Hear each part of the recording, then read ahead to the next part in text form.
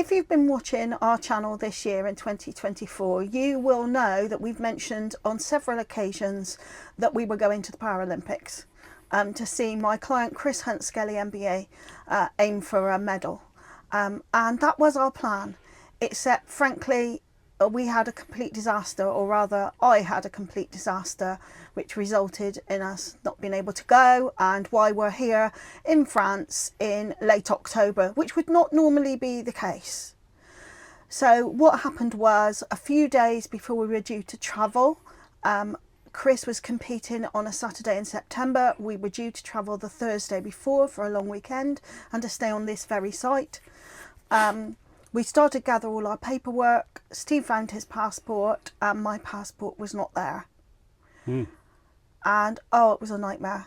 We spent several hours searching the house. We'd been to Belgium earlier in the year. We searched the bags that we took, couldn't find passport for love or money, and eventually had to admit that my passport was lost. But you had another goal, didn't you? You thought, hang on, if I recall, phoned up the DVLA, or not the DVLA, the licensed passport office, yeah, and get an emergency one. I thought, that's fine, it's a Saturday, we're not going till Thursday, I've got time, I can drive to Newport, which is the nearest office in South Wales, and I can get a new one. Couple of problems with that though. You can't actually apply or get a new one until you've cancelled the old one. So that's a dilemma. What if you cancel it and find it 2 minutes later? So there was that. So in the end, I had to make the decision to cancel it, and I applied online for an emergency passport. And then I got a ping back to say I didn't qualify for one. The thing I qualified for is a fast track, get one in a week, which was too late for us, just too late.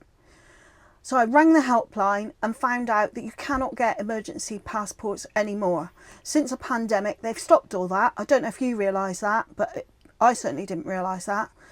So you can't do it. So we thought drive to Newport, wouldn't it, and just sit there for an hour or two until they'd done it and come home. Yeah, which had always been the case in the past, and I'd kept the day before quite clear, so we could have done it, wouldn't have been an issue.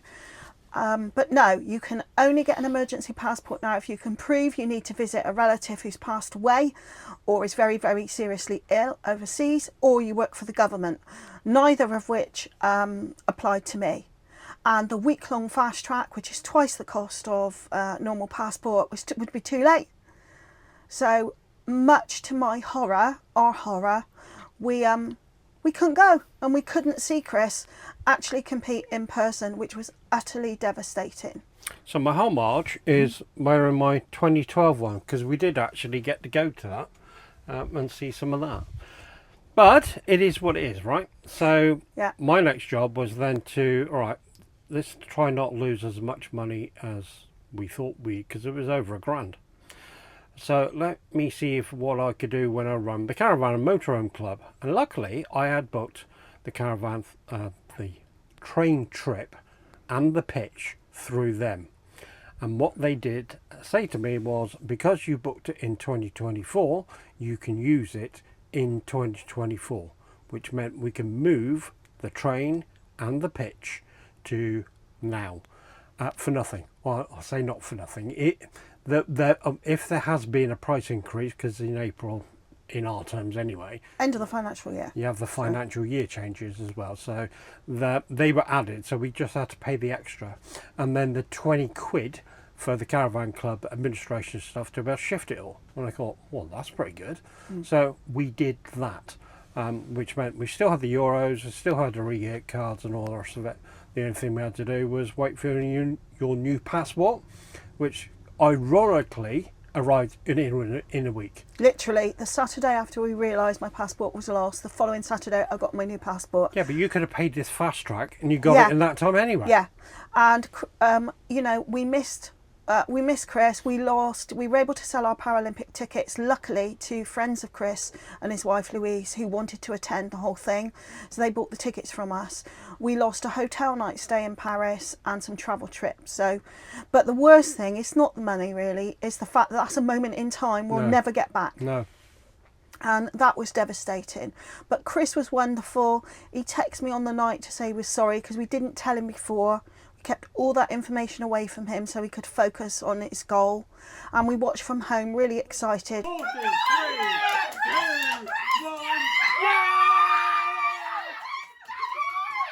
as he fought really hard and he won a bronze medal to go with his gold medal from Tokyo. Absolutely fantastic getting a medal. Brilliant. Brilliant. 2 medals in 2 consecutive Olympics in different weight categories. And we were invited on the following Monday to go and meet him when he came home, which was fantastic. And yes, we made up for it in the best way we could. And this is to explain to you why in late October we are in Paris for the non-Paralympics. Now, that being said, I better explain to you what we do when we go abroad, as things change every 5 minutes, so it's hard to keep on top of all this. Well, top of the list, obviously, is passports. Check the dates. Now, obviously, Fiona's is fine. I've checked mine. We have more than 6 months on our passport. Then we check the driving licence, not for the licence time itself, but the picture that's in it. Have you checked the date on that? Because that only lasts 10 years. I've checked the car insurance. We are covered for abroad and assistance and repatriation. We do have the toll tag attached to the car. Mine's an ATM B1. Later on in the videos, I'll show you how much that actually is. All tickets and reservations, whether that be the camping site, the ferry and all the rest of it, or the train in this case, I'm going to be using apps, and we're trying not to use paperwork as much as possible now. We'll let you know how that goes. We are going to France, so we don't need a visa, but there's an app called the ETIAS, which is the European app. Now, just look it up. You put in where you want to go and it tells you what you need. From a medical point of view, we still are in date on our old e-hit cards, but the new G-hit cards are the way forward. And this is so we can just pay the same as locals. From a cash point of view, we'll take a little bit, but the kind of links to the one below that. Taking the correct cards for purchases, making sure the FX rates are next to bugger all, so they don't charge you very much. And then something fairly new to me was Skiptax. I thought I'd mention this. There's got to be one benefit of Brexit, and obviously that means we're now outside the EU, therefore we can claim the tax back. How do we do that? Well, via this app. More on that coming up. Now, Skiptax is an app that you download to your phone. They do iOS and Android, so you don't have to worry about that. And you can do all this online as well. You have to spend over €100 to benefit from this in the first place. And they do exactly what we do. Have a price for something, then add tax on top. That's what you pay. Well, the French do exactly the same. So how does it work? Well, what you do is you go into a shop as normal and you buy something. That, don't worry, there's French translation on there, so which plays it audibly, or you can just show them on the app and they can read it. But you actually have to add the word Skiptax on your bill. Then what you do is you do this multiple times, but before leaving France, you generate a barcode, which is also in the app, and then you scan it before leaving France. By the time you get home, you'll have the money in your bank account, which is also linked to the app. Now, to make life even easier, they have a partnership with Disneyland in Paris, which means you don't have to say, can I have the word Skiptax on the receipt? Because they don't care, as the relationship they already have negates the need for this. Now, what it doesn't do is do everything. So make a note of that stuff that the arrow's pointing at. Only goods that you bring home are eligible for a tax refund. So fuel doesn't count. Buying your tickets to get into Disneyland don't count, right? Even lunch, that doesn't count. And so, as I mentioned before, we are going by train. So, when you finish shopping, you generate a barcode on the app. Then you find a machine to be able to scan this barcode. The app itself has got a map showing you exactly where these machines are. All major ports and airports and train stations are all covered. And so, very simple. Now, one thing to remember, Skiptax is only available in France currently, but they're looking at introducing more countries later. Right then, back to our trip. So this is only one side, so don't panic. Now, as with most things when travelling, you've got to work backwards. So our train is at 8:48. And you have to check in 1 hour before that. However, we are going to a site not too far away from the tunnel, because Swindon obviously is too far. And so in the morning, we will only have a 1 hour drive to the check-in. Now, after you checked in, you wander off around to what effectively is a service station, service area, where you can buy your teas and coffees and breakfast and duty-free shops, etc., whilst waiting to be called. And so by the time you've added a little bit of leeway on to the couple of hours that we got there, we're up at 6. Oh well, never mind. Happy holidays. Now, as with most drives when it comes to going anywhere near London, you take the times that are listed there with a little bit of a pinch of salt. But there are services which are on the M25 which are good enough for caravans, and I'll show you why. There are bays, look, dedicated just for caravans. And so, after a brief rest, we're on our way to Bearstead Caravan and Motorhome Club site. Now, this site is only 30 miles away from the tunnel, a little bit longer for the ferry there, look, but pretty straightforward. It's right next to the services that you get off for Maidstone, but instead of going into the services, you hang a right and where you will find Bearstead CMC site. One thing to note, it is round a fairly blind bend.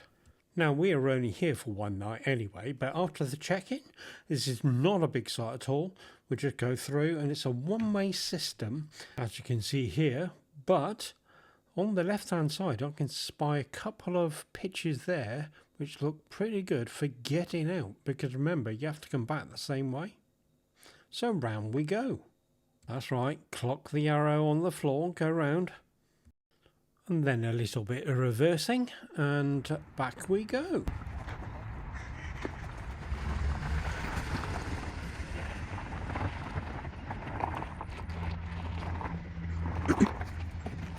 Now, this site actually does have quite a good dog walk area, which we'll see in a second. But so if you are taking pooches on the train, yes, ferry, you can exercise them here, look. So it's 6 o'clock in the morning, we'll just be heading down there and out. Barrier goes up, key in the box, job done. And then the motorway is over there, just over there. Yeah, cool. And so to that trip. It is actually probably one of the easiest sites we've ever had, and we have stayed on quite a few around here. Straight down the M20, so 45 minutes-ish, and you're there, look. But let's get out of this site first. Now, it is a very good job that although this car's not electric, being hybrid, the beginning bit, or the early motion piece, is fully electric, because you don't want to be making lots and lots of noise when you get out on these sites. And thank you, Fiona, for standing at the end of his hitch just to make sure that I get a good clean sweep round it. Now, I'm not really going this fast out of the site, but just sped it up a little bit. Fiona lets me out with a barrier and down it comes. There we go. I better take her on holiday with me, hadn't I? And within minutes we are joining the motorway. And before you've even said good morning to each other, because you were being quiet on that site, weren't you, of course, then you're getting off. We need to get off. Yeah.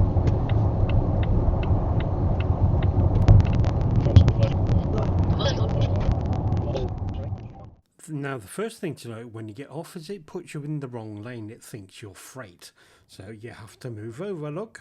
Passenger traffic, so we need to be in that lane. Pull over.